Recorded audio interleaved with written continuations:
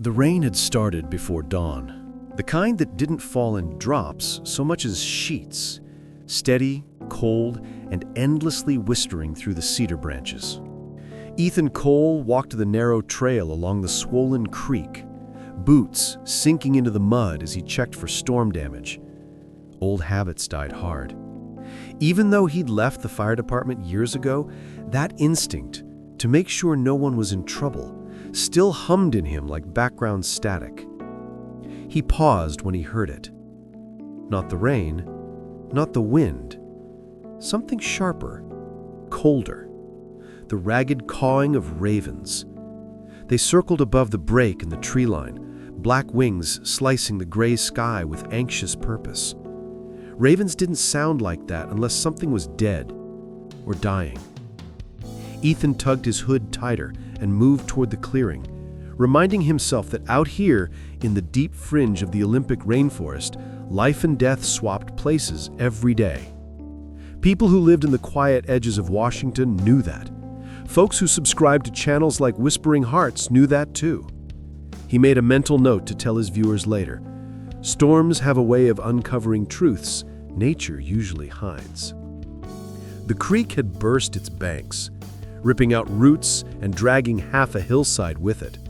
Debris lay tangled everywhere, bark, branches, moss, and in the middle of it all, fur, a mottled, tawny shape. Ethan's breath tightened as he stepped closer. It was a female bobcat, half buried beneath the twisted roots of a cedar blown sideways by the storm. Her body was still warm, but utterly still, one paw tucked unnaturally under her chest. The river had been merciless. Ethan knelt beside her, brushing mud from her shoulder with the gentleness of someone who had held too many broken beings, human and animal alike, in his past life as a rescue worker. Losing things was part of the job. He'd lost people, pets, even a home once, back when he was still paying off mortgage refinance loans that nearly strangled him. He knew the story this body told. She'd fought the water until she couldn't. He exhaled, stood, and turned away to radio it in later to the local wildlife office. That's when he heard it. Soft, thin, almost swallowed by the rain. A cry.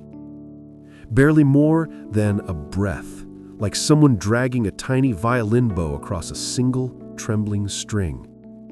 He froze, listening. There it was again. A faint rasping mew, then another, overlapping, frantic. He spun toward the fallen cedar.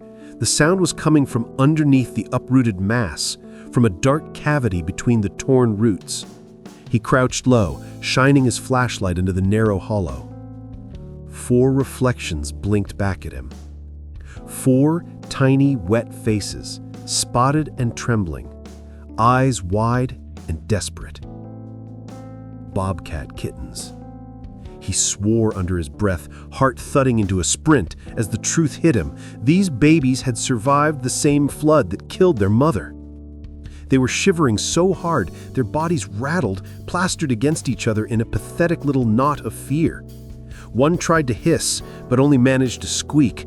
Another tried to stand, slipped on the mud and tumbled sideways.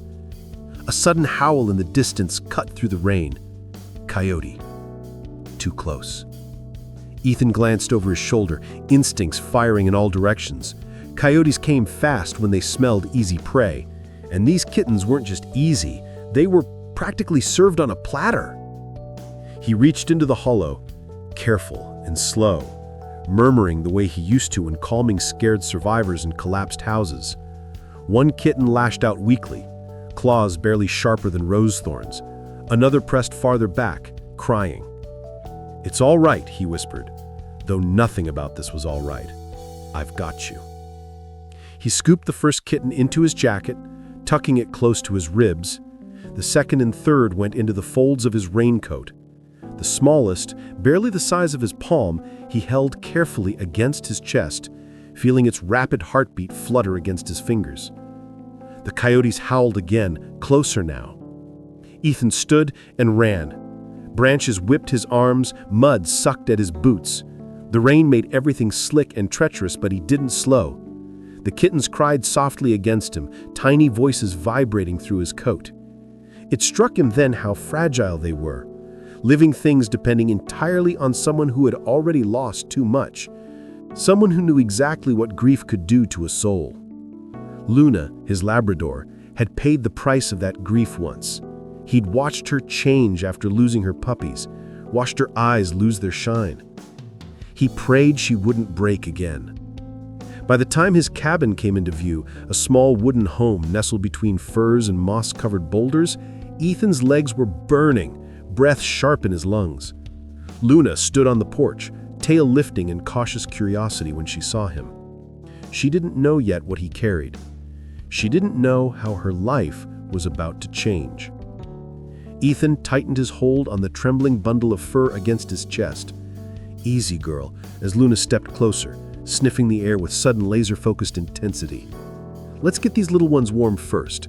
Before opening the door, he glanced toward the camera mounted under the porch beam, his way of documenting rescues and wilderness life for his channel.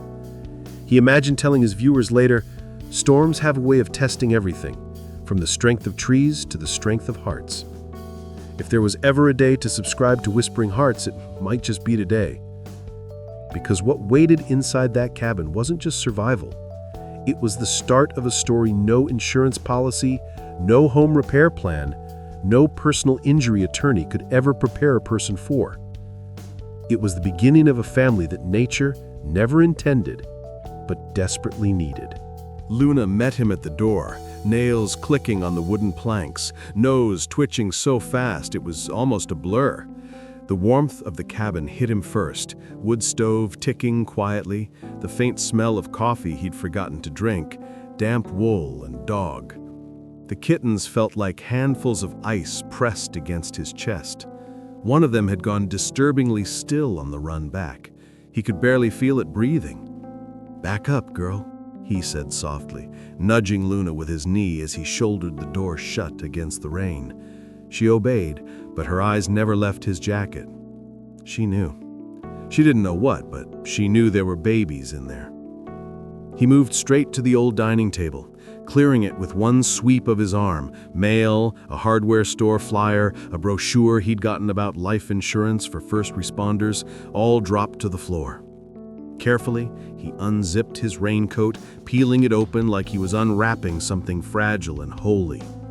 The first kitten tumbled into his hand with a weak, offended rasp, all bones and shivers. Its fur, a beautiful mix of spots and streaks under the mud, clung to its tiny frame. The second and third clung to each other even as he tried to separate them, their claws snagging his sleeve. The fourth, the smallest, stayed balled up in the curve of his arm, eyes squeezed shut like it had decided long ago that none of this could possibly end well.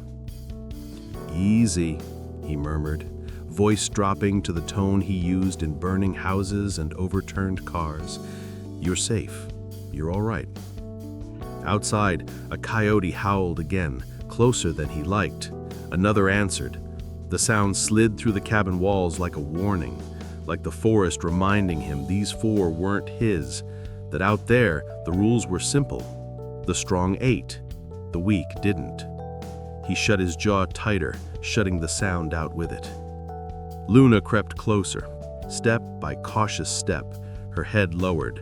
She didn't bark, she just watched, eyes wide, ears tilted forward, taking in the sight of four small lives spread out on an old towel he'd laid on the table. One kitten tried to hiss at her, the sound barely more than a squeak. Another turned its head away like a stubborn toddler refusing cough syrup. "Not yet, girl," he said quietly. "Give me a minute." He moved on autopilot. Years of emergency training kicked in. Check breathing, check body temperature, check for obvious injuries. Their paws were ice cold, little toes splayed rigidly. He ran his fingers along ribs too sharp, bellies too empty. He grabbed a stack of clean dish towels from a drawer, warmed them by the stove, and wrapped each kitten like a burrito, leaving just their faces exposed. The smallest one finally opened its eyes fully and looked at him, really looked at him. For a second, he saw, not trust exactly, but something close to surrender, as if some deep animal part of it had decided, if I'm gonna die, I'd rather do it here, in warm hands, than alone in the mud. Yeah, he whispered, swallowing against the tightness in his throat. He knew that feeling too. He'd seen it in trapped homeowners, in car accident victims waiting for the jaws of life, even in the mirror, back when his own world had come apart and the bills stacked higher than his courage. Credit card debt, hospital payments, the kind of numbers that made you stare at the ceiling at 3 in the morning. Back then, the only thing that kept him moving was the knowledge that somebody, somewhere, needed him to show up. Now it was 4 somebodies, each no bigger than his hand. Luna couldn't stand it anymore. She stepped forward until her nose hovered just above the towel, drawing in the scent of wet fur, river mud, and sharp, wild fear. One of the kittens let out a thin, irritated cry and batted a paw in her direction, claws catching the soft flesh of her muzzle. A tiny line of red appeared. Ethan flinched. "Hey!" But Luna didn't snap. She didn't even growl. She simply blinked, then leaned in and licked the offending paw, one slow, deliberate swipe of her tongue, as gentle as a mother washing a stubborn child's face. The paw stopped shaking. The kitten stared, stunned, then sagged back into the towel. Ethan's shoulders dropped an inch. He hadn't realized how high he'd been holding them until that moment. He let out a breath he didn't know he'd been holding and reached for the old space heater in the corner, plugging it in near the table to push more warmth toward the shivering pile. "You and I might be in over our heads," he said to Luna. Luna didn't answer, of course. She just stayed there, motionless except for the slow wag of her tail, watching over the 4 children of the flood as if some ancient switch had been thrown back on inside her, as if the universe had looked at a dog who'd lost her puppies and a handful of kittens who'd lost their mother and decided to gamble on a new kind of family. Outside, the rain eased from sheets to mist. The ravens, having lost their claim to easy carrion, drifted away into the gray. The coyotes' howls moved farther off, swallowed by the forest. Inside the cabin, under the yellow glow of a cheap kitchen light, 4 wild hearts beat against the ticking of an old stove, and one tired man stood very still, realizing his quiet life had just ended. "All right," he said softly, more to himself than to them. "We'll get through tonight. Then we'll figure out the rest." He had no idea how true that promise would become. The cabin settled into its late afternoon quiet, the kind of hush that came only after a storm, soft, padded, holding its breath. Ethan carried the 4 kittens into the living room where the wood stove glowed orange behind its iron grate. He set them gently into a shallow storage bin lined with towels, placing it close enough to the heat for warmth, but far enough to avoid danger. They huddled instantly, tiny bodies pressing against one another, the smallest curling into the curve of Luna's shadow as she stood close by. Luna didn't take her eyes off them, not once. Her muzzle inches from the rim of the bin, she inhaled deeply, her chest rising and falling in slow, trembling patterns. Ethan knew that breathing. He'd seen it the night she lost her litter, when the vet had come out of the operating room shaking her head and Luna had woken from anesthesia to an empty crate and no small bodies searching for her warmth. She'd paced the house for days back then, whining softly, nosing at blankets, carrying toys to Ethan one after another as if begging him to make sense of it all. He never forgot that look in her eyes. Not confusion, not fear. Loss. Pure and simple. Now, as she stared into the bin, he saw something flicker back to life behind those brown eyes. A question first, then something older, deeper, wordless. "Easy, girl," he murmured, kneeling beside her. "Just look. Don't crowd them yet." But Luna wasn't crowding. She was reading them.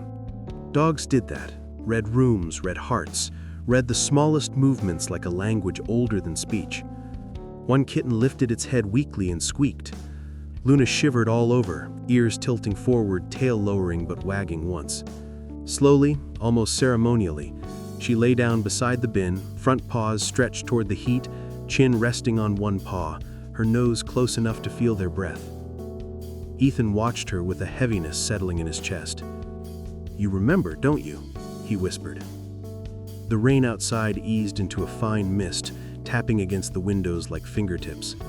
The forest beyond the glass was dimming into its moss-green twilight. A raven croaked once in the distance, annoyed its easy meal had disappeared. Ethan stood and crossed to the kitchen, putting water on the stove to warm the formula he'd been told to use. He moved slower now, the adrenaline from the rescue draining from his limbs, leaving him tired in a way he recognized, from long shifts, long nights, long fights. "All right," he sighed, shaking the tension from his shoulders. "Let's see if you little ones will take a feeding now." He prepared the tiny bottle, checking the temperature on his wrist the way the vet had taught him years ago. When he returned to the living room, Luna was still there, still watching, still trembling every few breaths, as if bracing for something she didn't quite understand. Ethan lifted the smallest kitten first. Its tail stuck straight out, stiff with fear. It tried to twist away, letting out a paper-thin snarl that barely reached his ears. He held it close to his chest, supporting its head, touching the bottle gently to its lips. "No hurry, girl, just try." A drop of warm formula touched its tongue. It froze, then swallowed. Its mouth opened again, wider this time, desperate, hungry. For the first time since he found them, Ethan felt a spark of hope brighten in his ribs. "That's it," he whispered, feeding slowly. "Good job, little one." Behind him, Luna whined softly, not anxious, encouraging, like she understood exactly what was happening and wanted to help. But not everything went smoothly. The next kitten spat milk everywhere, shaking its head violently. Another tried to climb his shirt instead of drinking. The last one simply flopped limp in his palm, eyes unfocused.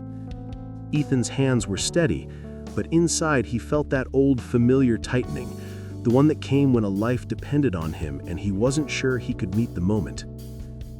Luna rose suddenly, pacing once in a tight circle before stopping beside him.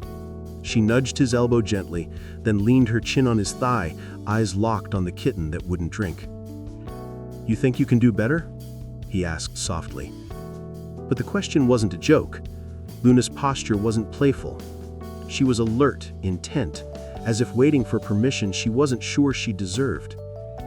He placed the kitten back into the bin and sat beside her on the floor. "You can look. Just be gentle." Luna stepped closer. The kittens shrank back for a moment, tiny bodies pressing into the towels. She lowered her head so slowly Ethan could count her breaths.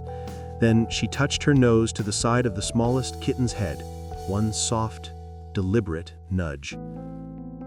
The kitten didn't hiss this time. It simply leaned. Ethan felt something shift inside him, a kind of recognition, not between species, not between man and animal, but something older, something universal. A mother seeing children who weren't hers, yet somehow were. "You're not replacing what you lost, Luna, but maybe you're healing something." Outside, the rain finally stopped. The forest settled. The cabin filled with the quiet crackle of fire and the tiny, rhythmic breaths of 4 fragile survivors. Ethan leaned back against the sofa, exhaustion creeping through him, but his eyes stayed on Luna. She didn't move again for the rest of the hour. She lay like a sentry, her warm breath drifting into the bin, her gaze steady, patient, ancient. A mother who had lost her puppies and had just found 4 wild bobcats who needed her more than anything. Morning in the rainforest came slowly, filtering through mist like someone turning up the dimmer on an old lamp. Ethan hadn't slept more than an hour at a time. Every soft cry from the kittens pulled him awake. Every shift of Luna's paws on the wooden floor made him sit up just to check, just to be sure nothing had gone wrong. By the time a pale gray light slipped through the cabin windows, he felt like a man who'd lived 3 days and 1 night. but the kittens had survived. That alone felt like a small miracle.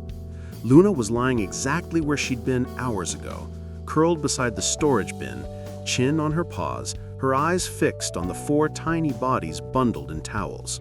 Her breathing had steadied, no longer trembling the way it had the previous night. Something in her posture had changed too. She wasn't just watching, she was guarding. Ethan rubbed his eyes, joints stiff as he pushed himself to his feet. "You and I are gonna need coffee," he muttered, stretching his back with a groan. "And maybe a new spine." Luna didn't look at him. She barely blinked. Instead, she lifted her head and leaned over the rim of the bin, sniffing each kitten with slow, deliberate breaths.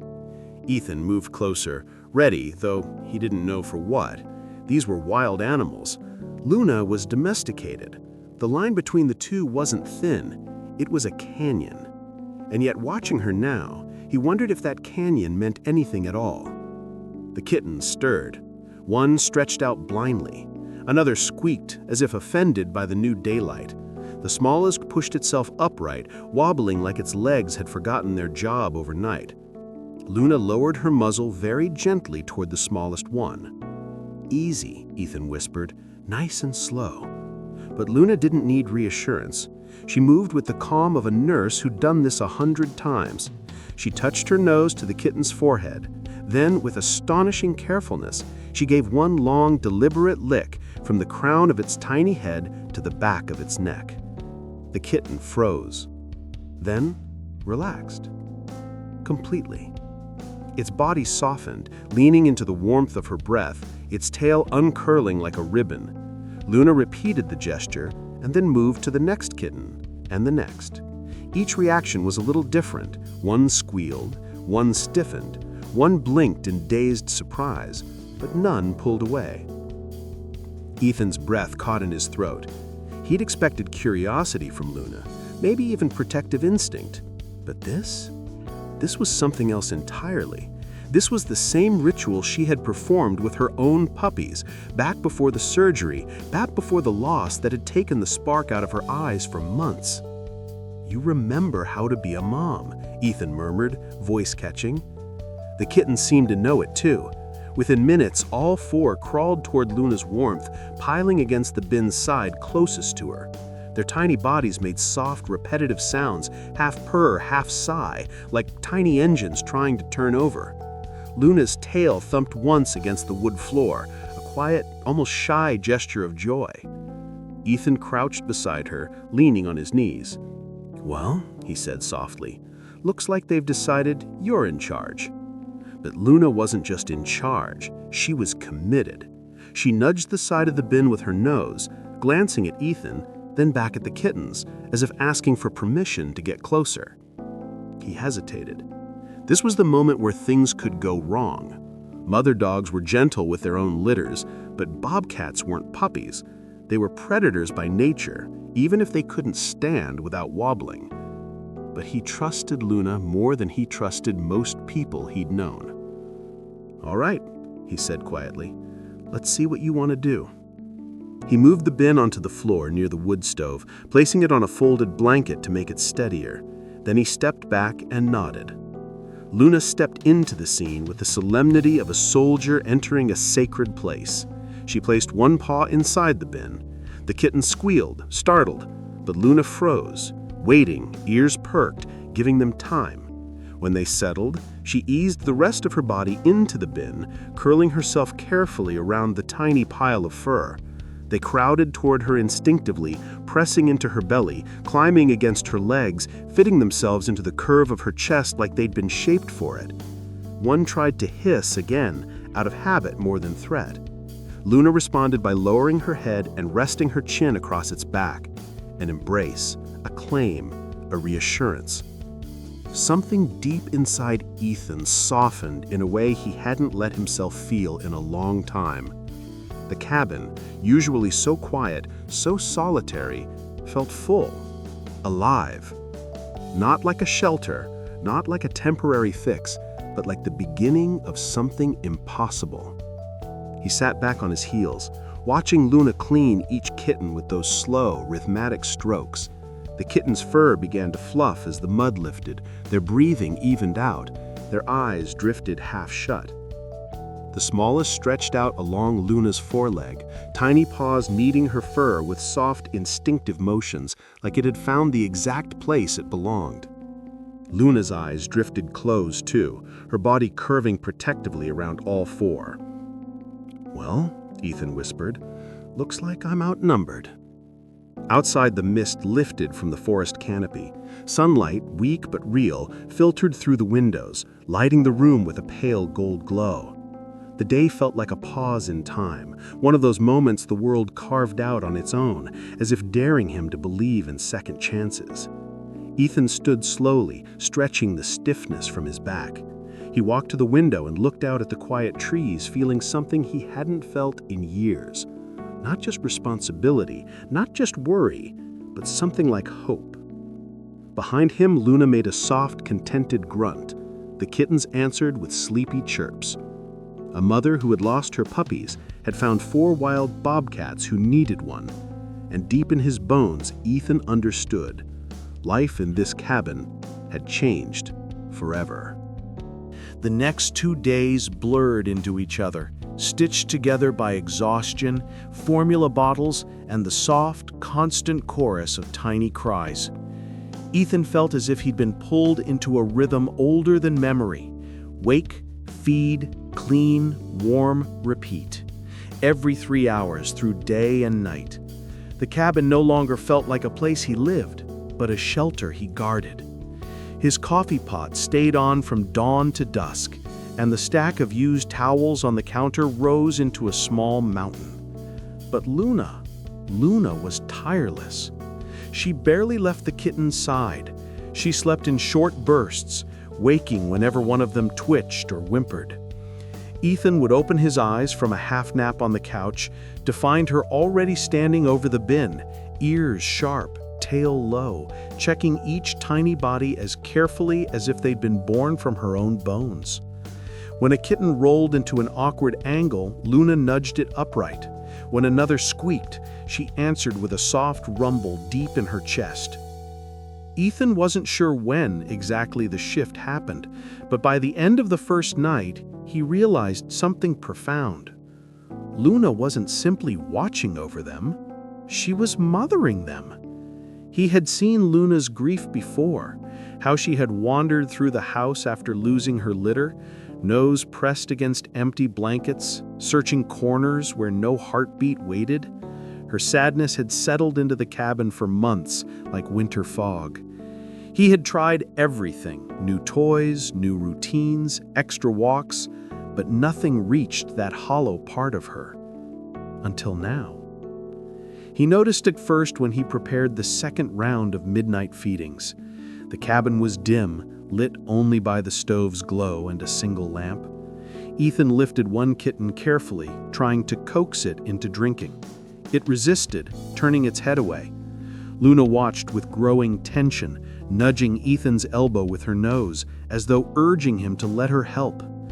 "I know, girl, I'm trying." The kitten, frustrated and weak, let out a small, raspy cry. In an instant, Luna nudged Ethan aside, not forcefully, but with a firm, certain push, and reached into the bin with her snout. She nosed the kitten's belly, then its back, then licked the top of its head in slow, reassuring strokes. The kitten's body slowly unclenched. Its tiny mouth opened. Ethan brought the bottle back to its lips, and this time the kitten suckled. "Well, I'll be damned," he murmured. "You're doing half my job." Luna gave him one glance, calm, almost smug, before returning her full attention to her adopted brood. By morning, Ethan had scratches up both arms, a soreness in his lower back that reminded him he wasn't 20 anymore, and a lingering throb behind his eyes. But for the first time since the accident that took Luna's puppies, he also saw light returning to her, a purpose, a gentleness he thought grief had stolen forever. Still, the job wasn't easy. The second night pushed them both to their limits. One kitten, the smallest, began to wheeze. a faint, wet sound. Ethan felt panic coil in his chest. He warmed a towel, lifted the tiny body into his hands, and rubbed its back with steady pressure. The minutes dragged. Luna hovered beside him, whining softly, pacing a tight circle, stopping only to nudge the kitten's limp paws with her nose. "It's all right," he whispered, finding the tremor in his voice. "Come on, sweetheart, breathe." For a moment too long, nothing happened. Then, a cough, a sputter, a thin, pitiful squeak. Relief nearly buckled Ethan's knees. He held the kitten against his chest, exhaling shakily. Luna pressed her forehead to his arm, letting out a sigh that was almost human in its gratitude. "That's it," he murmured, voice hoarse.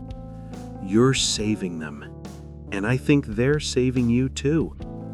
Morning broke again, this time more gently. The rain had stopped completely, leaving the cabin wrapped in the damp hush of post-storm calm. Ethan stepped outside briefly to gather more firewood and breathe some cold air into his lungs.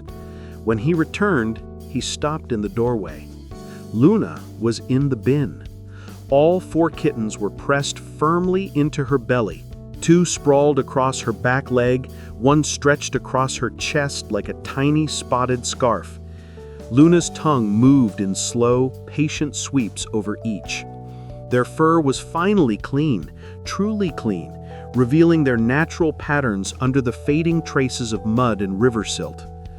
The smallest kitten, the one who'd nearly stopped breathing, was tucked safely under Luna's chin, purring so faintly Ethan almost missed the sound.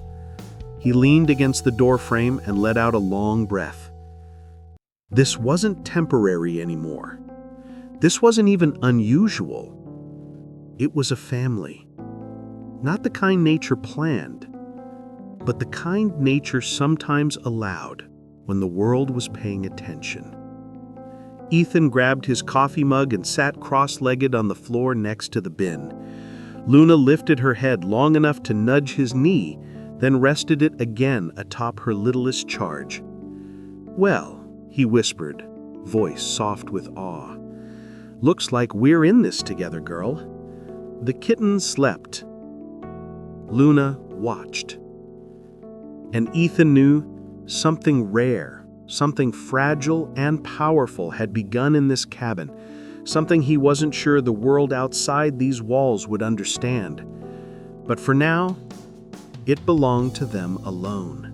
The storm rolled in without warning, one of those Pacific Northwest tempests that seemed to rise straight out of the ocean and crash into the rainforest with no intention of being polite. By late afternoon, the light outside the windows had turned the color of wet steel. The wind pressed against the cabin walls with a dull, insistent shove, rattling the loose pane in the back bedroom and making the chimney groan in low, uneasy tones. Ethan felt the change first in the air. The pressure dropped, the kind that made his ears pop and his instincts twitch, a remnant of too many years running into burning buildings and disaster zones. Storms always meant trouble, and trouble rarely traveled alone. Inside, the kittens were beginning to feel the shift too. They stirred restlessly in their bin, squeaking and crawling over one another like a tiny storm of their own. Luna paced once around them, checking each small body with quick, nervous nudges. She paused at the door, ears flat, then patted back to Ethan with a low, questioning whine. "I know," he said, glancing toward the windows. "It's going to get rough." He wasn't wrong. The first crack of thunder shook the rafters, sending a faint shower of sawdust drifting from the ceiling beams. The kittens froze, 4 pairs of wide eyes turning toward the window as if the sky itself had growled at them. Another boom followed, louder this time, and the bin rocked as the smallest kitten dove beneath its siblings in blind panic. Luna reacted instantly. She jumped into the bin, no hesitation this time, and curled her body around the little heap of spotted fur, shielding them from the sound, the cold, the fear. Her tail tucked tight around the smallest kitten, and she lowered her head, letting them bury themselves beneath her chin and chest. Ethan grabbed his flashlight, checked the latch on the storm shutters, and tossed another log into the wood stove. The flames leapt higher, filling the room with a warm glow that fought back the gray pressing in from outside. But it didn't drown out the storm. The third thunderclap came with a flash so bright it turned the cabin white for an instant. Then, a crack. A crash. A splintering sound that made Ethan's stomach drop. Somewhere close, too close, a tree had fallen. "Stay there, girl," he told Luna, pulling on his boots. "I need to check that." Luna didn't move. She didn't even blink. Her entire being was wrapped around her adopted children, a living shield against everything she couldn't understand but instinctively feared. Ethan hesitated, watching her for a moment. The way her breath matched the rhythm of the kitten's frantic panting, the way her eyes softened when the littlest one pressed its nose into her paw. Something in his chest tightened. They weren't his. They weren't hers. But for this moment, in this cabin, they belonged to each other. He stepped out onto the porch and immediately felt the storm shove him sideways. Rain slashed across the clearing in diagonal sheets. Tree limbs whipped against each other like angry arms. At the edge of the drive, a large Douglas fir had snapped halfway up its trunk and fallen across the property line, the tip resting dangerously close to the generator shed. "Great," Ethan muttered, bracing himself against the wind. He didn't dare try to move it now. The storm was too violent and the ground too slick. He'd deal with the cleanup in the morning, assuming the shed hadn't been smashed to splinters by then. A distant howl rose from the forest, long and wavering. Coyotes again. Storms drove them closer to homes, searching for shelter and easy prey. Ethan's blood went cold. The kittens. Luna. He spun and ran back inside, slamming the door behind him. The noise startled the kittens into another round of squeaks, but Luna stayed calm, touching her nose to each tiny face, murmuring low, comforting sounds deep in her throat. "It's all right," he told them, though part of him wasn't sure it was. "We're all staying put until this blows over." Then, a sharp, sudden crack against the window. Ethan lunged forward, heart in his throat, just in time to see a heavy branch bounce off the glass and fall away. Luckily, the window held, barely. The kittens screeched, Luna barked, one loud protective burst, then immediately tucked herself tighter around them. Ethan knelt beside her, checking the window again, checking the stove, checking everything all at once with the frantic urgency of a man trying to keep chaos from spilling through the walls. Minutes stretched. The storm howled, the cabin creaked, and the kittens clung to Luna as she was the only stable thing in a world collapsing around them. Then came the worst moment. Another blast of thunder shook the cabin, and the smallest kitten bolted out of the bin, scrambling blindly across the floor. A gust of wind slammed against the front door, just enough to rattle the latch loose. The door cracked an inch, cold air rushing in. The kitten made straight for it. "Clover!" Ethan shouted, diving across the room, but Luna moved first. She leapt from the bin, body low, tail tucked, and intercepted the kitten just as it reached the widening crack. With a swift motion, gentle but firm, she scooped the trembling ball of fur into her mouth by the loose skin on its neck and carried it back to safety. Ethan slammed the door shut, heart pounding so hard it made his vision pulse. "Good girl," he breathed, leaning his forehead against the wood. Good girl." Luna didn't look proud. She didn't look frightened. She looked resolved, certain, as if that rescue had awakened something final and irreversible in her. She curled back into the bin, this time pulling all 4 kittens close with her paws, arranging them against her belly the way she would have arranged her own lost litter. The storm raged, but inside the cabin an island of warmth formed, fragile yet unbreakable. Ethan watched them for a long moment, chest aching in a way he hadn't expected. He eased himself onto the floor beside them, resting one hand lightly on Luna's back. "You're their mom now," he whispered, whether nature planned it or not. Luna closed her eyes, exhaling slowly. The kittens pressed closer, tiny bodies rising and falling with her breath. Outside, the storm battered the walls as if testing their strength. Inside, A family weathered it together. And somewhere between the thunder and the soft curs vibrating in the bin, Ethan understood. This wasn't temporary. This wasn't fleeting. The storm hadn't just shaken the forest. It had cemented a bond that shouldn't have existed, but somehow, beautifully, did. The storm finally broke the next morning, leaving behind a forest washed clean and dripping.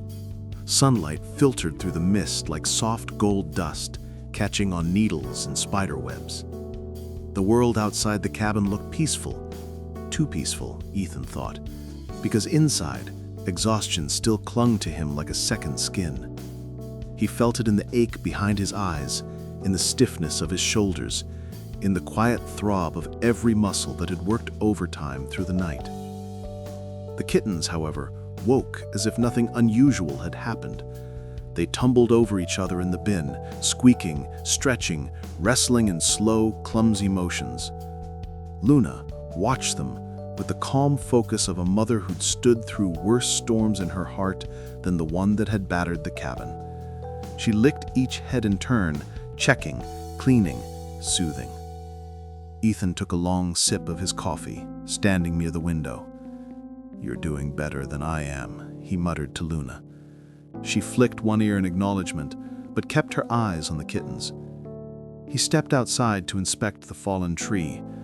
The Douglas fir had snapped about 15 feet up, leaving a jagged, splintered stump that pointed skyward like a warning. The top section lay sprawled across the gravel drive, blocking half the path. He'd need to cut it up before a supply truck could get in, or before he could get out. He grabbed his gloves, reached for the chainsaw, and was halfway through clearing one of the smaller branches when he heard gravel crunching. Cars' tires coming up the road. He froze. Only 2 types of people ever came this far out into the rainforest without calling first: lost tourists or neighbors. And out here, neighbor meant only one man. Sure enough, a silver pickup rounded the bend and stopped just beyond a downed tree. The door swung open. Mike. Tall, heavy-booted, wearing a camo jacket and the same expression he always wore, like the world had personally inconvenienced him. He gave Ethan a once-over, taking in the storm damage. "You lose a tree?" Mike said, voice flat as a battery. "Looks like it," Ethan replied. Mike stepped closer, hands in his pockets. "Heard coyotes raising hell last night. Heard thunder hit real close too." He paused, eyeing the cabin. "Everything all right?" "Fine enough." Mike nodded, though it wasn't a friendly gesture, more like he was storing the information away, sorting it behind squinted eyes. Then, with no warning at all, he started walking toward the front porch. Ethan put the chainsaw down a little harder than necessary. "Hey, Mike, hold up!" But Mike didn't hold up.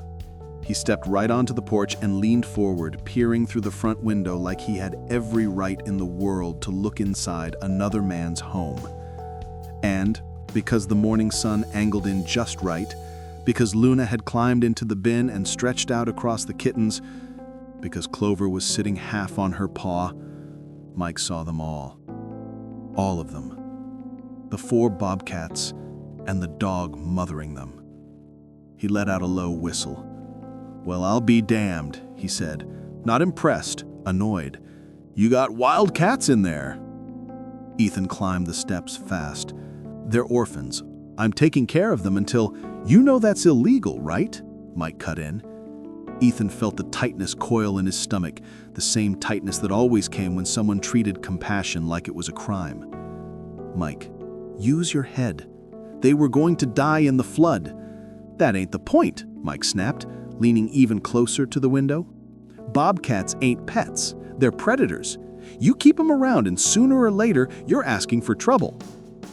Luna must have sensed the tension. She lifted her head and growled, a deep, protective rumble that made the hair along her shoulders rise. She positioned herself between the kittens and the window, body braced. Mike smirked. "See, even your dog knows something's off." "That's not what she knows," Ethan said. "She's protecting her babies." Her? Mike laughed, a sharp, humorless bark. "Those ain't puppies, Cole." No. But Ethan wasn't about to explain what he saw every hour of every day, the way Luna had come back to life because of them, the way the kittens settled the moment her paw brushed them, the way survival had woven them together into something neither law nor logic could name.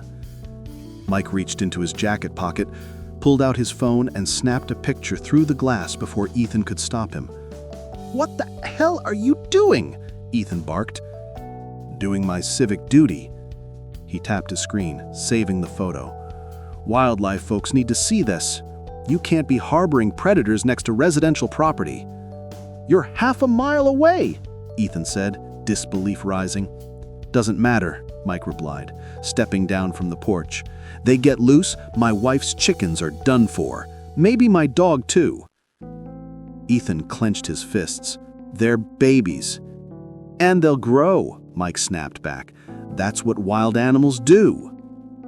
Before Ethan could argue, Mike was already in his truck, engine rumbling to life. He lifted one hand out the window in a mock wave. "I'll let Officer Ramirez know. Expect a visit." The truck rolled down the driveway, disappearing into the damp morning mist. Ethan stood on the porch a long moment, jaw tight, breath uneven. The forest felt suddenly too quiet, like it understood what trouble had just been stirred. He stepped inside the cabin. Luna's eyes snapped to him instantly. She was still in the bin, still covering the kittens with her body, ears pinned back, muscles tight. "It's all right, girl," Ethan whispered, though he wasn't sure it was. "He's gone." But Luna didn't relax.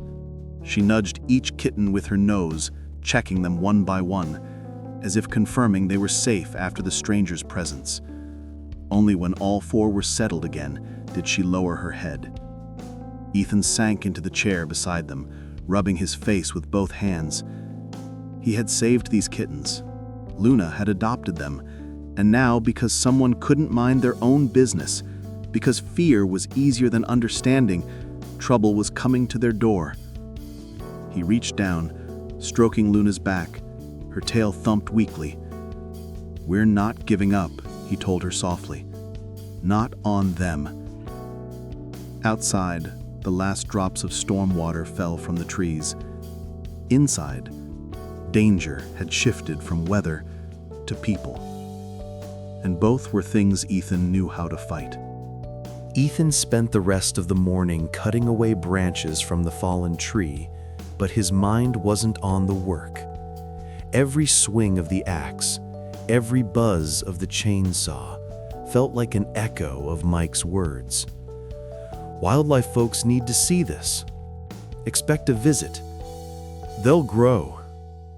He hated how those words clung to him, like burrs that dug deeper the more he tried to ignore them. He dealt with bureaucrats, rules, wildlife officers before, but this felt different, personal. Dangerous not because of the law, but because of how little anyone would understand what had formed inside that cabin.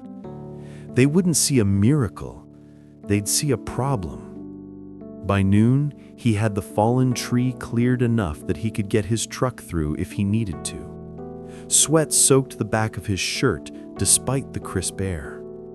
When he finally stepped inside, he found Luna sitting squarely in front of the door, as if guarding it.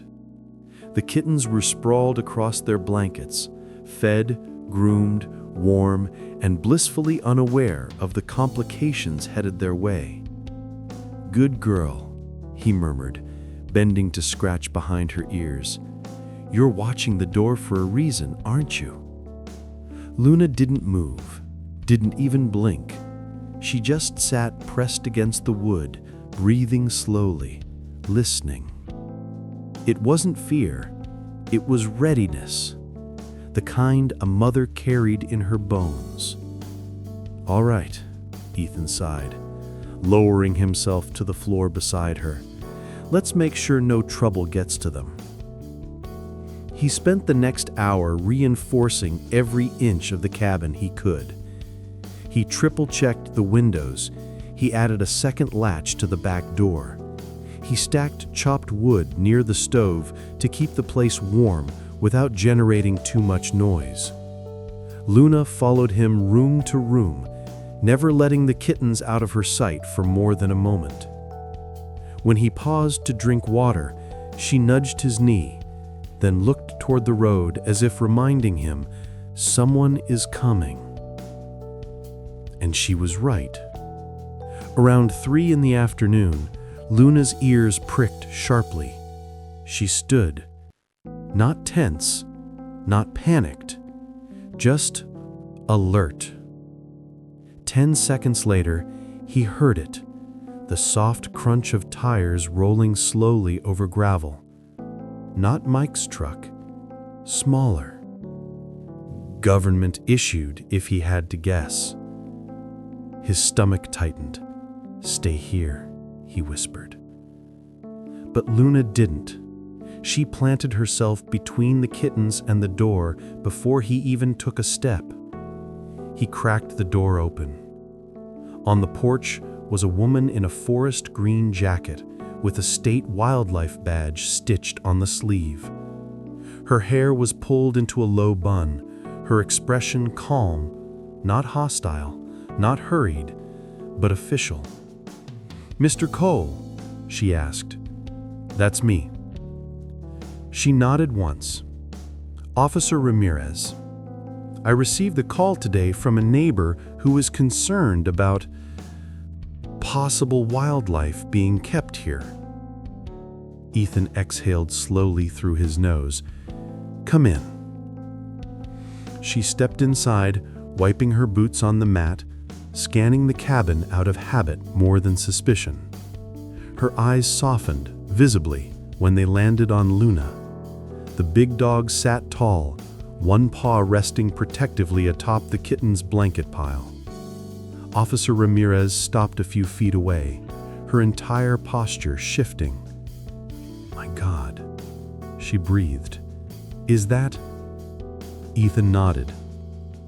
4 bobcat kittens. Their mother drowned in the flood 2 nights ago. I couldn't leave them. Ramirez crouched slowly, respectfully, keeping her hands visible and still.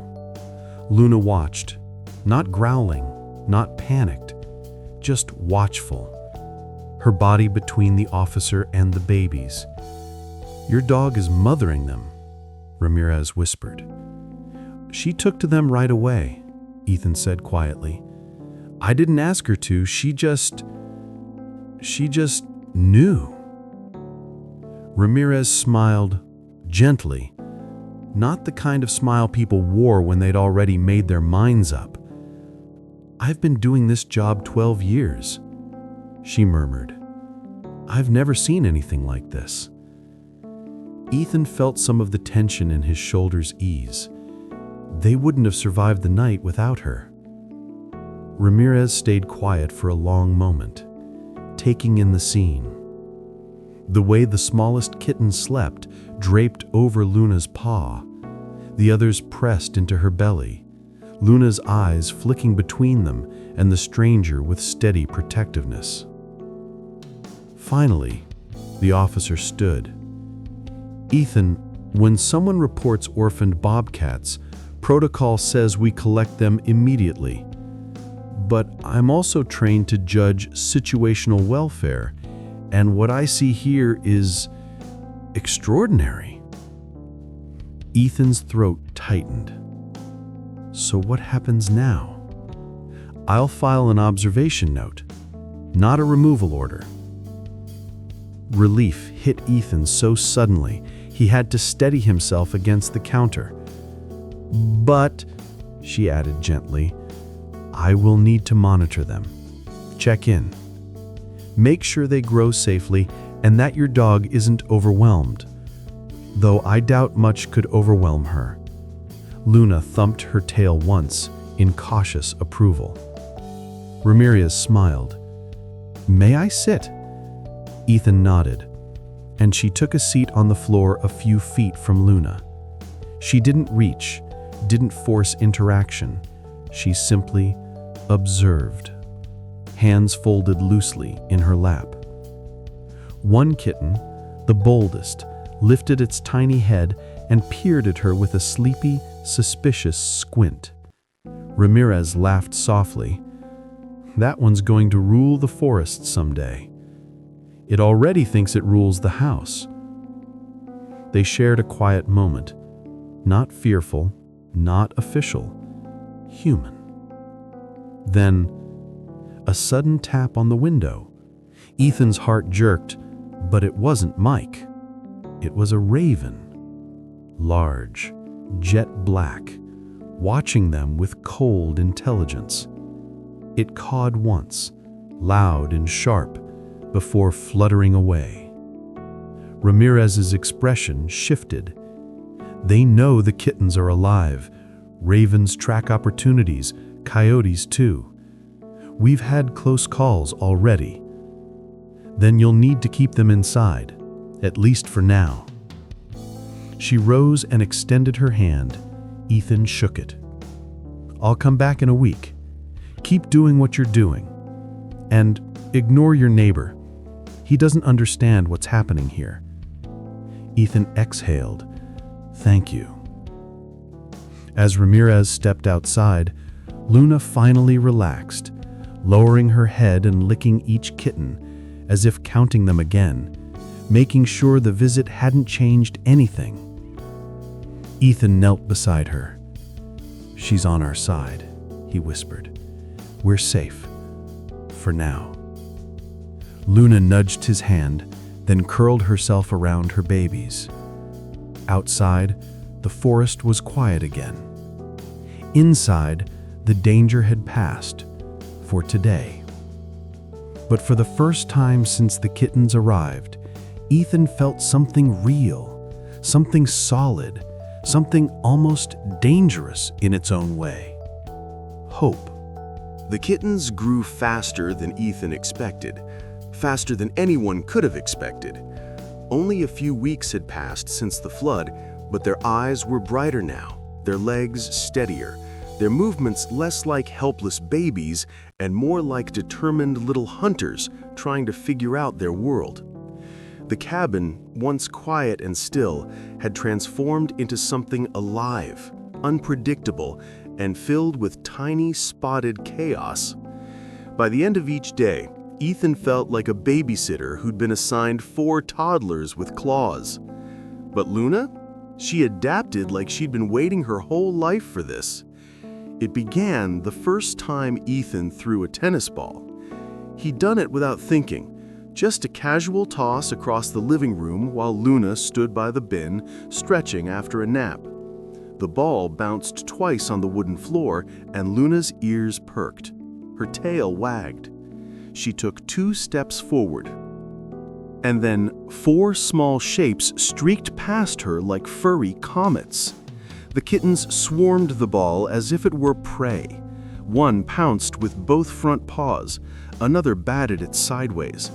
Clover, the smallest, latched onto it with her entire body and rolled until she collided with a chair leg. Luna froze, utterly baffled. The expression on her face was so wounded, so deeply betrayed, that Ethan burst out laughing. "Oh, come on," he grinned. "You've had that ball for 4 years." Luna trotted forward indignantly and nudged 2 kittens aside, picked up the ball, and proudly carried it back to him, tail high, steps regal, as if demonstrating the proper way this game worked. The kittens stared up at her. Then all 4 attacked her tail. Luna yelped in theatrical offense, spinning around in a tight circle while they dangled off her like ornaments on a turning tree. That was how their lessons began. Luna taught the kittens gentleness. When one bit too hard, she pinned it with a paw, firm but careful, until it relaxed. When they wrestled too aggressively, she wedged herself between them, nudging each in turn until peace settled again. She showed them how to share warming spots near the stove, how to take turns drinking water, how to signal when play was too rough. The kittens taught Luna something too. They taught her wildness. They showed her how to stalk. At first, she didn't understand their movements.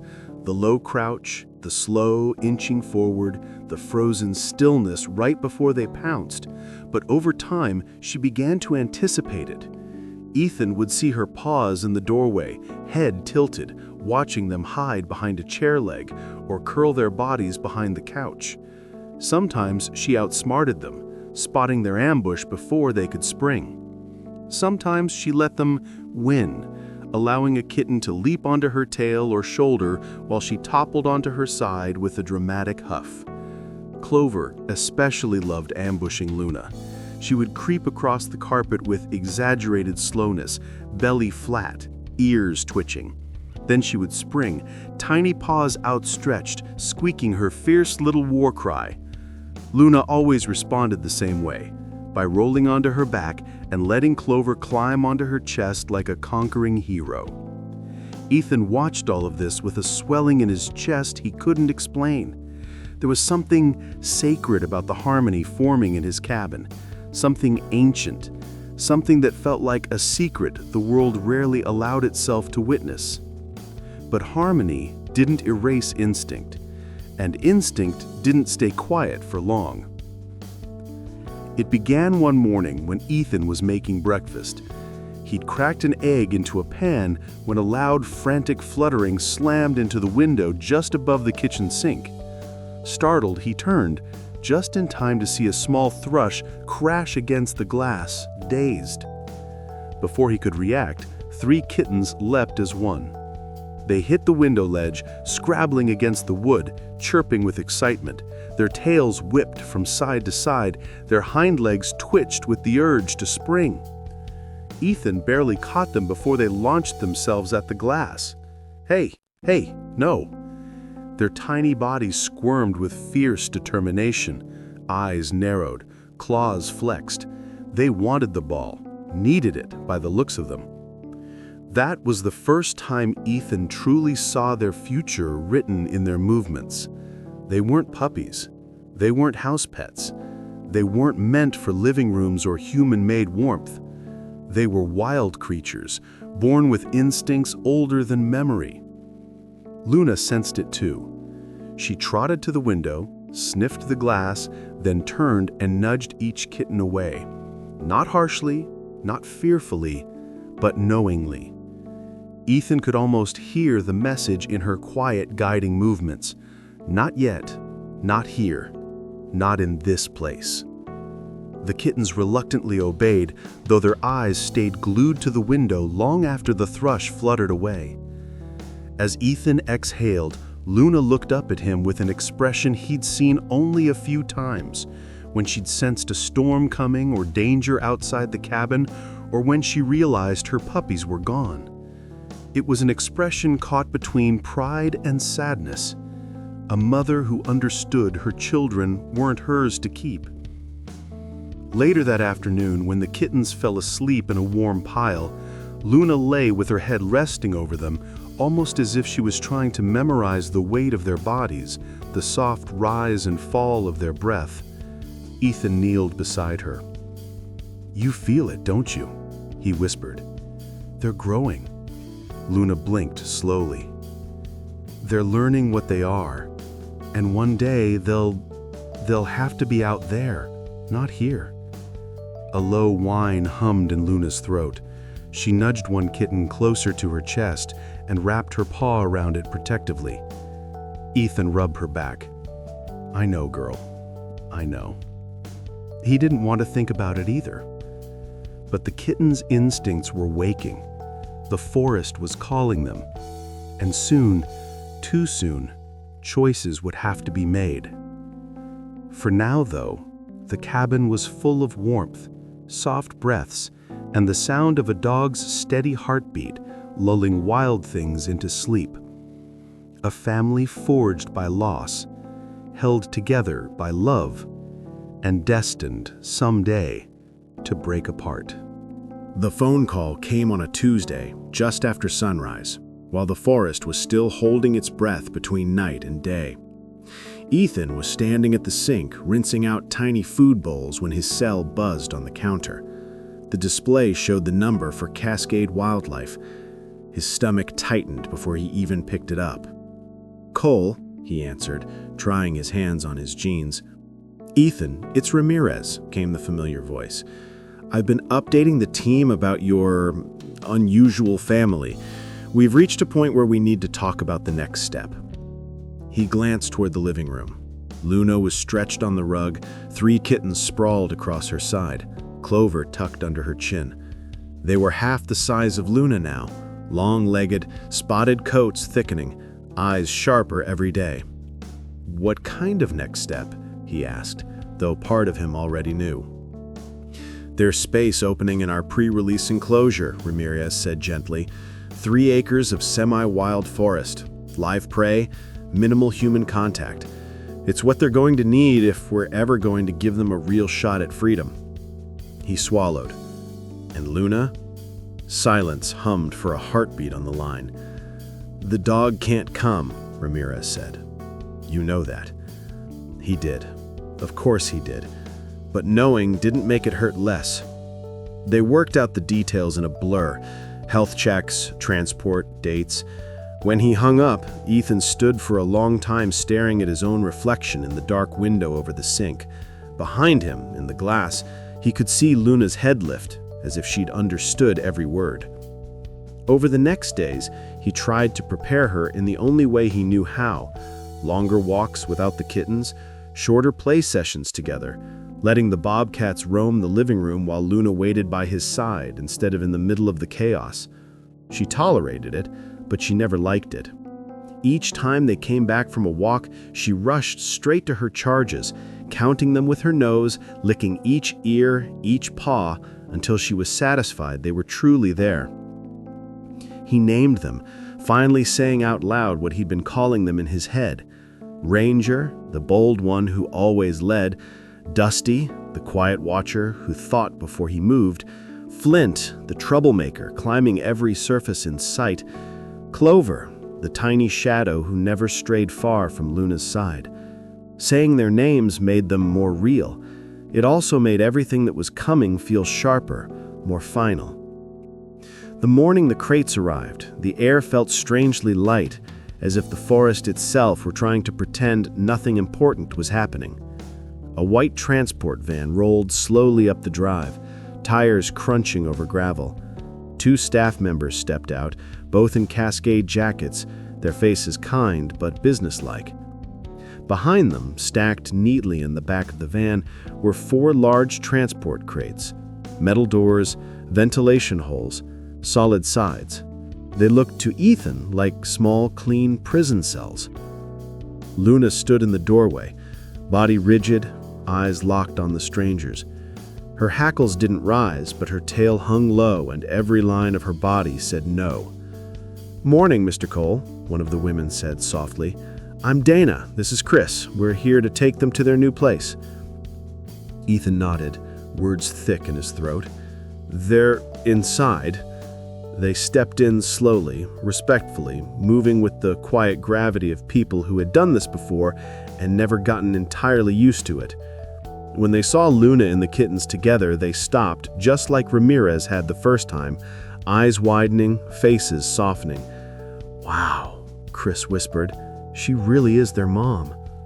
Luna didn't look at him. She looked at Ethan. He knelt beside her, resting a hand against her neck. "They're going somewhere safe," he said, voice low, as much for her as for himself. "Somewhere they can be what they're meant to be." The first crate door clicked open. Ranger went in first. They lured him with a favorite toy, a knotted rope that he'd stolen from Luna and claimed as his own. He strutted into the crate, tail high, and only realized what was happening when the door swung shut with a sharp metallic snap. His yowl of outrage cut straight through Ethan's chest. Luna lunged forward, nose jammed against the crate's holes, whining, licking the metal as if she could soothe him through it. Dusty took longer. He hid behind the couch, refusing to come out until Luna walked over and nudged him gently into the open. He followed her as if she were leading him into another game. When the crate door closed behind him, his eyes went wide with something that wasn't quite fear, but wasn't trust anymore either. Flint fought. He twisted, clawed, growled, a tiny, furious storm in spotted fur. Ethan had to scoop him up by the scruff while Dana guided his flailing body into the crate. Luna barked once, sharp and distressed, pacing, panting, looking from Ethan to Flint and back again, like she couldn't understand why no one was stopping this. Then came Clover. Clover didn't run. She didn't hide. She climbed straight into Luna's lap, wrapping her front legs around Luna's neck like a child clinging to a parent at the school gate. When Ethan reached for her, Luna shifted, blocking him with her shoulder, emitting a sound he'd never heard from her before, a broken, pleading whine. "I know," he whispered, voice cracking. "I know, girl. I'm sorry." He had to pry Clover's paws from Luna's fur one by one. The kitten screamed, a raw, guttural sound that sounded too big for her small body. Luna licked her face desperately until Chris closed the crate door and the metal separated them. When all 4 crates were loaded into the van, the cabin felt empty in a way Ethan hadn't felt since the night Luna lost her litter. Luna ran from crate to crate, paws scraping at the bumper, nose pressed against each set of air holes, whining, crying, talking to them in a language only mothers understood. Then the engine started. The van began to roll down the drive. "Luna, wait," Ethan said, reaching for her collar. She slipped from his grip like water. She bolted after the van, nails digging into the gravel, legs pumping as if the road was on fire behind her. Ethan shouted his name, but the sound was swallowed by the growl of the engine and the crunch of tires. She ran as far as she could, chasing the metal box that was taking her children away until the van rounded the curve and disappeared beyond the trees.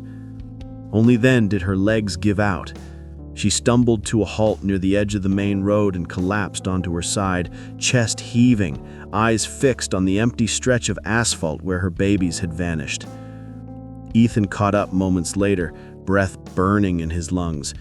He knelt beside her, one hand on her shaking shoulder. "They're not gone," he whispered, feeling his own eyes burn. "They're just going where they belong." Luna didn't move. She didn't look at him. She stared down the road as if willpower alone might bring the van back. The forest was quiet. Too quiet. Even the ravens held their tongues. Finally, when her breathing slowed from ragged gasps to shaky sighs, Ethan slid his arms under her and lifted. She let him, limp with exhaustion and heartbreak, her head hanging over his shoulder as he carried her back up the drive. The house waiting for them at the top of the hill was the same as it had always been. Same wood, same windows, same stove. But when he stepped inside, it felt hollow. Luna walked straight to the corner where the kittens' blankets still lay. She sniffed them once, twice, then sank down on top of them, curling into a tight ball, nose tucked under her tail. For the first time since the flood, the cabin didn't sound like a home. It sounded like a place where something precious had just been taken away. The days that followed felt heavier than the storm itself. Quiet in a way that didn't comfort. Quiet in a way that pressed against the walls of the cabin like a weight. Ethan had known the house would feel empty once the Bobcats left. He wasn't prepared for how hollow it would become. The first morning without them, Ethan woke before the sun. Habit, he guessed. For weeks he had started each day with the soft chorus of hungry chirps. Now the silence made the air feel stale. He lay still for a moment, staring at the wooden beams above him, listening for sounds that no longer existed. A soft thump drew his attention. Luna, jumping off the foot of the bed. She didn't stretch. She didn't shake off sleep the way she usually did. She simply walked, slowly, into the living room and sat in front of the blankets that still carried their scent. Ethan followed her.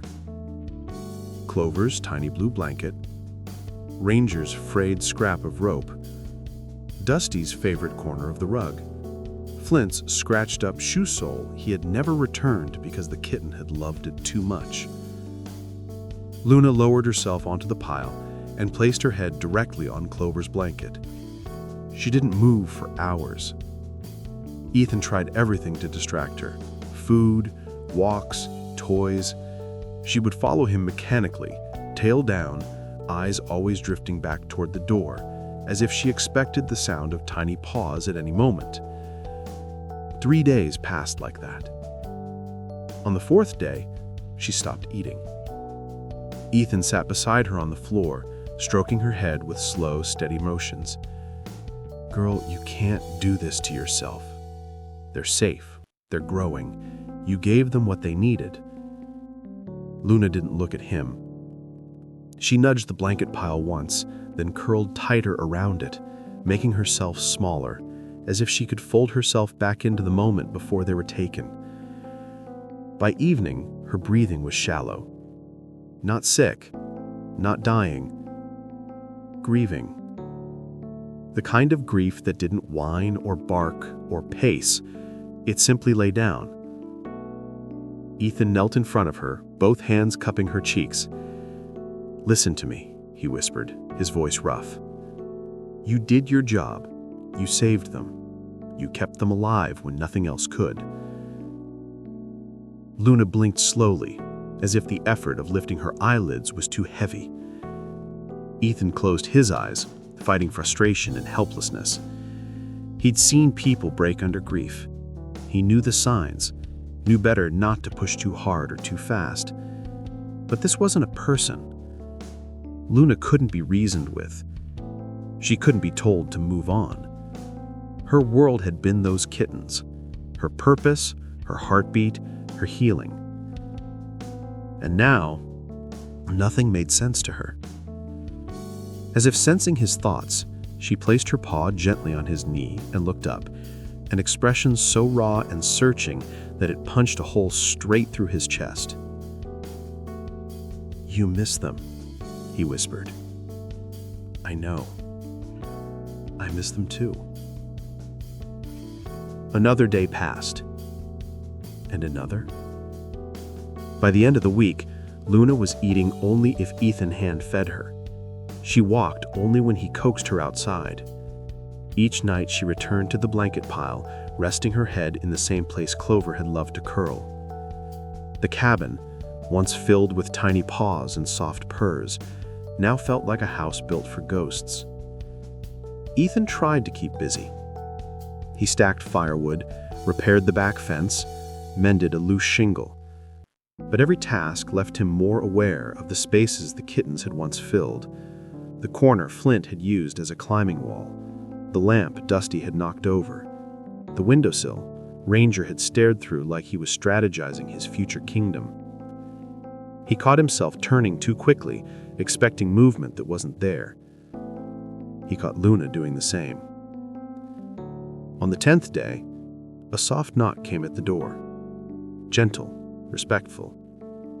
Ethan opened it to find Officer Ramirez holding a folder under her arm, her expression warm but sympathetic. "Checking in," she said quietly. "May I?" He stepped back to let her in. Luna lifted her head slightly, but didn't stand. Ramirez's face softened. "She hasn't taken it well." He shook his head. "She's barely herself." Ramirez crouched near Luna, keeping a respectful distance.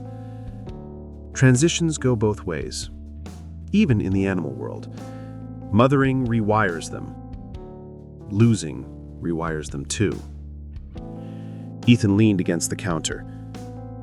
"Are the kittens okay?" Ramirez smiled. Genuine, relieved. "Better than okay. They're adjusting fast. They're learning to stalk live prey. They found favorite trees. They sleep curled together like they did here. They're thriving, Ethan." Luna's ears twitched at the sound of Ethan's name. She lifted her head slightly.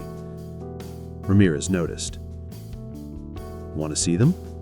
she asked gently. Ethan blinked. See them? We have cameras in the enclosure. Enrichments. Behavioral studies. She held up the folder. I brought updated photos. Thought maybe it might help her. Or you. Ethan hesitated. Showing Luna pictures of the kittens, would it comfort her or break her further? But when Ramirez slowly opened the folder, sliding out a glossy page covered with 4 images, Ranger perched proudly on a tree limb, Dusty stalking a leaf in the grass, Flynn chasing a beetle, and Clover curled up in a sunbeam, Luna stood. She stood. Not quickly, not gracefully, but with purpose. She stepped forward until her nose touched the bottom corner of the page. Her tail lifted slightly, just a few inches, but enough to tremble with recognition. Clover's photo was on the bottom. Luna pressed her nose to it again and again, whining softly, not in despair, but something gentler. Longing. Recognition. Maybe even relief. Ethan swallowed hard. They remember her, he whispered. Don't they? Ramirez nodded. Oh yes. They look for her when they hear dogs outside the enclosure. They follow scents in the air. They haven't forgotten. Luna lowered herself carefully onto the floor beside the photos, curling next to them the way she had curled around the kittens. For the first time since they left, her body finally loosened, not fully, but enough. The silence in the cabin shifted. Less hollow, less haunted. A silence that held both memory and a little bit of healing. Ethan sank down beside her, stroking her head. We'll get there, he whispered, one day at a time. And as Luna rested her chin on Clover's picture, eyes half closed, Ethan felt something stir inside the cabin again. Something faint, but real. Hope. The kind that doesn't appear all at once, but returns slowly, like light after a long storm. The drive to Cascade Wildlife Center wound through dense evergreens and early spring fog, the kind that hovered low over the ferns like breath held in the forest's lungs. Ethan kept one hand on the wheel and the other resting lightly on Luna's back. She sat in the passenger seat, alert but calm, her gaze fixed on the passing trees as if she knew this trip mattered. Not a regular walk, not a supply run, something different, something heavy. Ramirez had called 2 days earlier. The kittens have graduated, she'd said. They're moving from the rehabilitation wing into the semi-wild enclosure. If you'd like to see them at a distance, this weekend would be the time. Ethan hadn't even needed to ask Luna. The moment he grabbed his jacket that morning, she was already waiting at the door, tail low, but wagging with a slow, aching hope. Almost there, girl, he murmured. Luna pressed her nose to the cracked window, breathing in scents only she could decipher. Moss, damp earth, maybe even the faintest trace of 4 young bobcats growing into themselves somewhere ahead. The center appeared like a quiet village built in the woods. Low cabins, winding dirt paths, wide fenced habitats tucked between the trees. Ethan parked near the visitor station. Ramirez stepped out from the porch before he even killed the engine. Good timing, she called, smiling warmly. They're active right now. Luna hopped out of the truck the moment the door opened. Not running, just standing tall, ears high, searching every direction, as if expecting her kittens to run toward her the way they used to whenever she came back from a walk. Ramirez walked them along a narrow trail. They've adjusted beautifully, better than we hoped. They hunt small prey now, they sleep in the nesting dens together. They're strong. And they're happy? Ethan asked. Yes, she said simply. They're happy. They reached a wooden observation deck overlooking a sprawling 3-acre enclosure. It looked like a piece of untouched forest, thick brush, fallen logs, tall pines. The kind of place wildlings belonged. Luna stepped forward immediately, paws planted, body leaning toward the railing. Ramirez nodded toward the clearing below. There. Ethan's breath caught. Ranger, bigger now, coat richer, movements confident, emerged from the undergrowth first. He leapt onto a sun-warmed rock and scanned the trees like a little monarch surveying his kingdom. Dusty slipped out next, quiet as a shadow, sniffing the air, cautious but curious. Flint appeared from behind a log, pouncing at a beetle with chaotic enthusiasm. And then Clover, smallest still, but not fragile, padded into the light with deliberate steps, tail tipped upward like a question mark. Luna let out a soft sound, half whine, half exhale. Not distressed, recognizing. Do they know? Ethan whispered. As if answering him, Clover's head snapped upward. Her ears pricked, her body stilled, her amber eyes locked onto the deck. Then she let out a chirp, a clear, bright, kittenish chirp Ethan hadn't heard since she used to climb into Luna's neck and knead her fur at night. Ranger followed her gaze next, then Dusty, then Flint. One by one, the bobcats turned toward the platform, bodies tensed, then softened, tails swishing with a familiar, unmistakable excitement. Luna couldn't hold still. She pressed her paws onto the lower railing, leaning so far that Ethan steadied her with a hand on her collar. "It's okay," he murmured. "They see you." Flint let out a rolling chirp and raced toward the fence line first, bounding over logs, weaving between trees with an energy that hadn't changed since the cabin. Dusty slipped along the brush line like a shadow. Clover ran straight and sure, her stride smooth and determined. They reached the chain-link barrier in seconds, pressing paws and noses through the gaps, chirping in rapid bursts. Not distressed, joyful. Luna's pail wagged so hard her whole back end shook. She whimpered, licked the fence, nuzzled against every reaching paw, her ears flattened in pure relief. She counted them.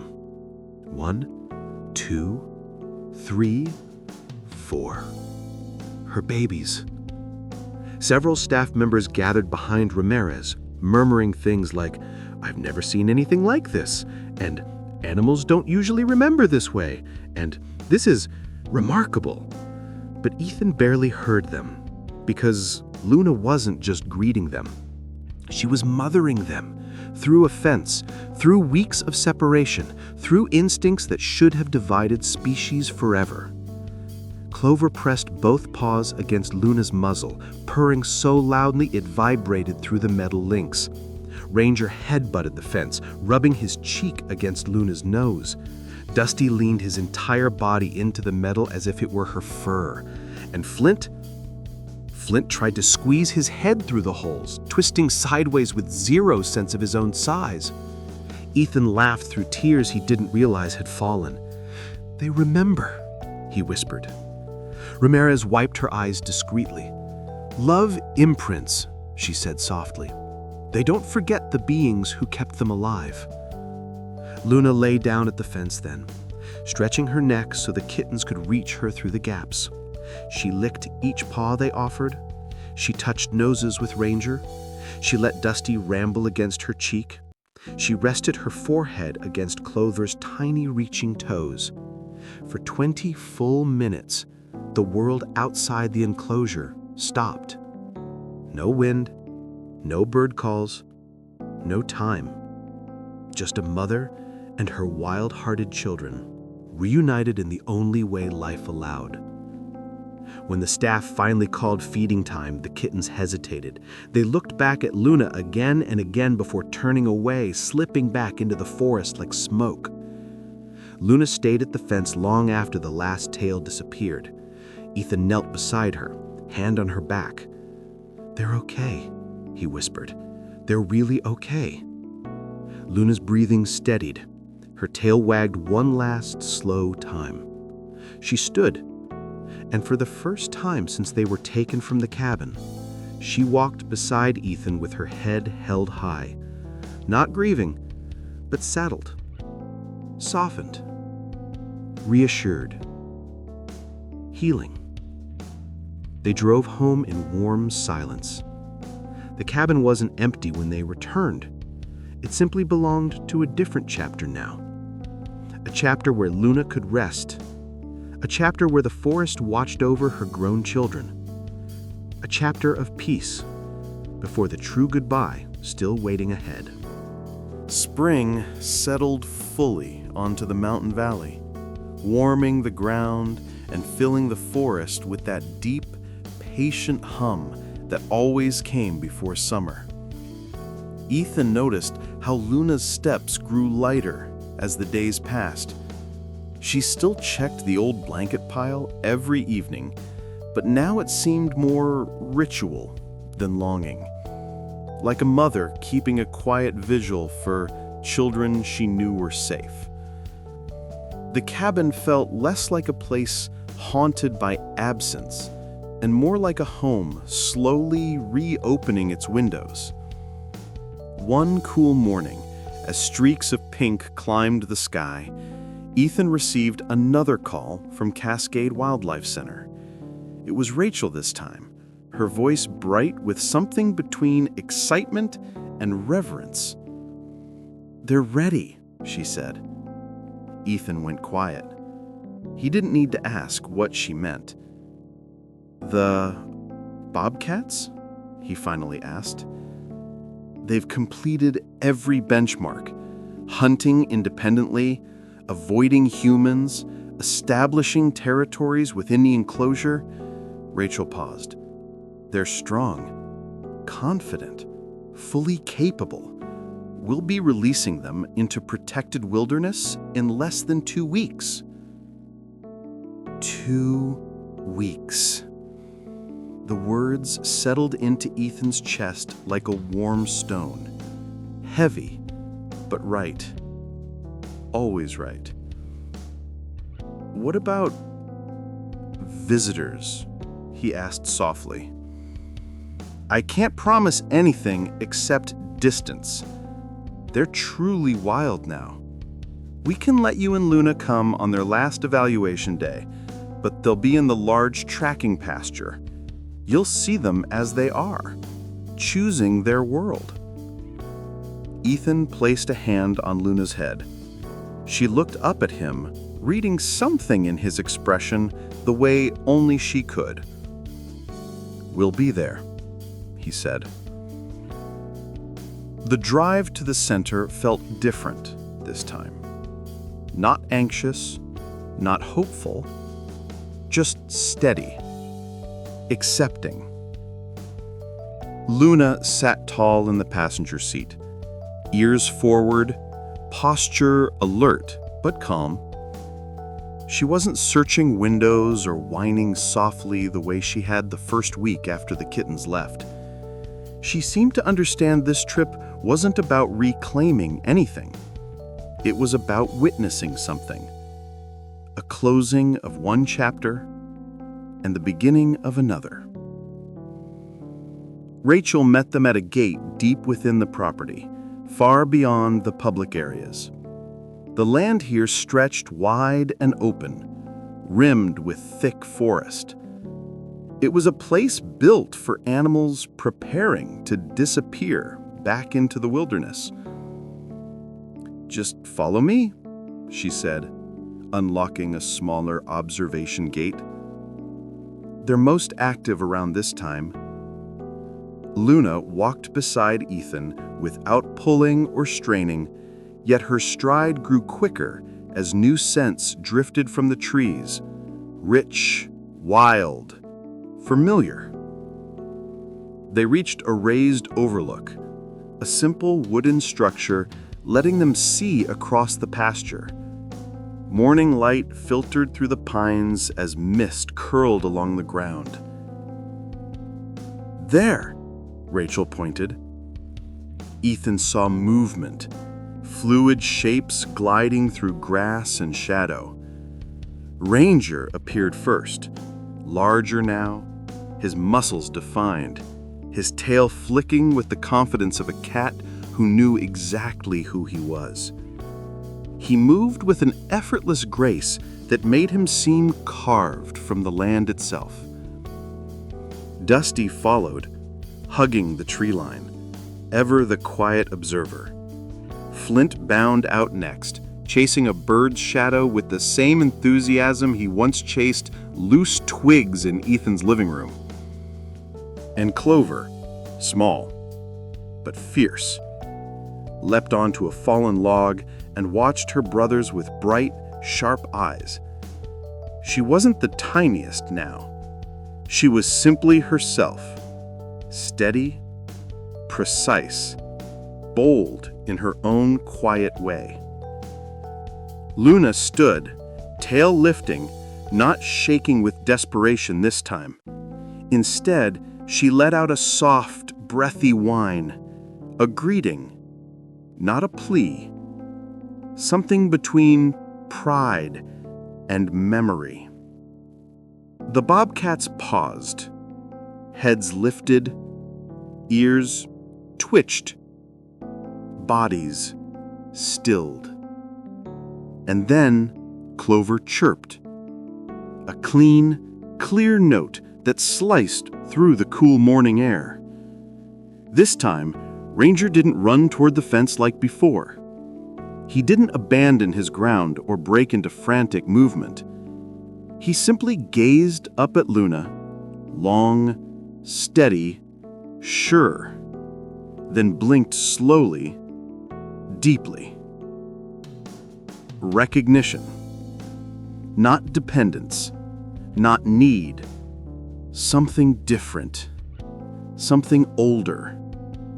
Respect. Dusty stepped closer next, his posture cautious but warm. Flint bounded forward until Clover swatted him back. Some things never changed. And Clover herself hopped off the log and approached with a measured gait. They came as far as the boundary allowed, but no farther. Not pressing paws through the fence, not asking for touch. They greeted Luna like a grown child greets a parent after returning from a faraway life, softened with affection, strengthened by distance. Luna didn't try to get closer either. She didn't whimper, she didn't paw at the ground. She simply lowered herself onto her haunches, head tilted, eyes bright with a kind of peaceful pride Ethan had never seen in her before. "Well," Rachel murmured with a soft smile, "I think they're telling her goodbye in their own way." A goodbye? Or a thank you?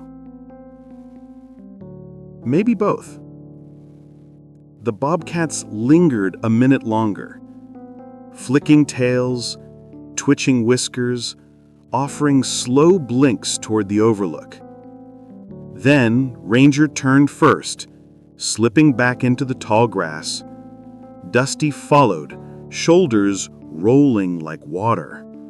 Flint bounded after a butterfly, and Clover glanced back once, chirped softly, then vanished into the pines. The forest swallowed them not like a threat, but like a home, reclaiming its own. Luna exhaled, long, steady, almost relieved. She sat beside Ethan, pressing her shoulder against his leg. He rested his hand on her back. "You did good. You really did." Rachel cleared her throat gently. When they're released, it'll be deep in the reserve, miles from any roads or human trails. They'll have a wild life ahead of them, one they're ready for. That's all we ever wanted. Luna tilted her head at the trees again, ears twitching at faint, distant calls only she could hear. But she didn't stand, didn't try to follow. She just listened, accepted, let go. The drive back home was quiet. Not heavy like before, but peaceful. The cabin didn't feel too big when they returned. It felt right. And Luna, instead of retreating to the blanket pile, walked straight to Ethan's rocking chair, curled up beneath it, and fell asleep to the slow creak of wood in the wind. Not grieving, not waiting, resting, finally. She had guided her wild children to the edge of their world, and now she could let the forest carry them the rest of the way. Summer arrived in slow, golden layers, warming the valley and filling the air with pine resin and wildflowers. Ethan found himself spending more afternoons on the porch, watching dust motes drift through shafts of sunlight while Luna snoozed at his feet. Life had settled into a gentle rhythm again, quiet, steady, almost tender. But the forest was not finished with them. It was a warm August morning when the phone rang. Ethan recognized the number immediately, Cascade Wildlife Center. He braced himself, half expecting news of a tracking failure or injury. Instead, Rachel's voice carried a brightness he hadn't heard since the kittens were first rescued. "They're exploring beautifully," she said, "all four. Healthy, strong, thriving miles from the release point." A pause. "And Ethan, I think you and Luna deserve to know something special." Ethan straightened in his chair. "What is it?" "That valley behind your cabin, the one you've joked about being their birthplace?" Rachel chuckled softly. "Two of them have started using it as part of their territory." Ethan blinked. "They came back here?" "Not to the cabin, not close enough to be a risk, but the land around you, it's become part of their roaming grounds. They're choosing it, choosing home in their own way." He looked down at Luna. She lifted her head, ears pricked, sensing his shift in emotion. Rachel continued gently. "If you notice scat, tracks, or claw marks on trees, don't be alarmed. It's natural. It means they're wild and confident." Then, softly, "And maybe they remember where they felt safe." Ethan thanked her, hung up, and sat in the quiet for a long moment. Luna stood, nudging his hand. He scratched behind her ears, whispering, "They're close, girl. Not ours anymore, but close." 3 days later, near dusk, Luna became restless. Not distressed, alert. She walked to the back door, paced once, then looked at Ethan with a deep, purposeful stillness he recognized instantly. The same stillness she'd shown the first time she met the kittens, the same stillness she'd shown the night before they were taken away. Ethan opened the door. Luna stepped into the yard, nose working, tail lifted, not wagging, not trembling, just lifted. The air was thick with that twilight hush when everything pauses. Ethan stood beside her, letting the silence settle. Minutes passed. A shift of shadow caught his eye near the tree line. Not wind, not deer. A shape, low, fluid, unmistakably feline. Then another. Ethan didn't move. Luna didn't breathe. From the tree line emerged Clover. Not a kitten, not anymore. Bigger, stronger, even more striking in the fading light. Her spots sharp and defined, her posture poised with wild confidence. She did not step fully into the yard, only far enough to be seen. Behind her, Ranger's silhouette lingered just beyond the brush, watchful and steady. Flint darted once between the trunks, curious as ever. Dusty's eyes glowed faintly from the shadows, cautious but present. 4 wild hearts. 4 grown survivors. Home. Not to stay, just to acknowledge. Luna made a soft sound, barely audible, a gentle chirp carried on the evening air, a greeting, a remembering, not a plea, not confusion, not longing. A thank you. Luna didn't attempt to run to them. She didn't whine or whimper. She simply lowered her head in a slow, respectful bow, a gesture Ethan had never seen her give to any creature. A mother acknowledging her children's return, a farewell wrapped in pride. The bobcats held their ground for only seconds. Wild instincts tugged them back toward the forest. Clover was the first to turn, slipping into the brush with liquid grace.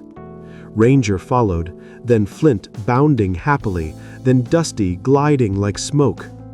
The forest swallowed them gently, not in goodbye, but in continuation. Luna exhaled, a long, deep release from somewhere buried in her ribs. Her tail swayed once, slow and satisfied. Ethan knelt, pulling her close. "You did it," he whispered. "You gave them life." Luna rested her head against his chest, steady and calm. For the first time since the kittens arrived in her world, Luna wasn't carrying grief or longing or worry. She carried peace. Summer rolled into fall.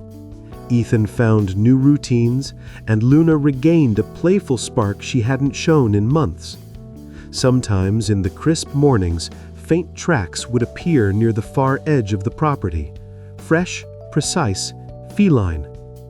Not too close, never threatening, just present. A reminder that 4 wild bobcats still roamed the mountains, thriving in the life they were born for, but anchored somewhere in their memory to the black dog that made that life possible. Some evenings, Luna would lift her head toward the woods, ears turning to sounds only she could hear. Ethan never saw the bobcats again, not clearly, but he sometimes felt them. A ripple in the brush, a watchful presence at the tree line, a flash of amber eyes at dusk. Not visits, not reunions, just threads of connection stretching between worlds that were never meant to touch, but did, and were changed forever. Ethan often sat on the porch in those quiet twilight hours, Luna pressed against his side, and thought about how wildly unexpected life could be. How easily love could cross boundaries nature insisted were unbreakable. How a tragedy could blossom into a family no one would believe without seeing it themselves. Luna saved them. They healed her.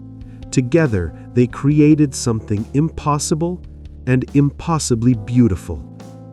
As the last light faded from the sky, Ethan whispered into the cooling air, "Run wild, little ones." Somewhere in the forest, a soft chirp answered back. Not close, not tame, but unmistakably familiar. The circle had closed, not neatly, but perfectly. And in that imperfect, wild perfection, everyone found their place.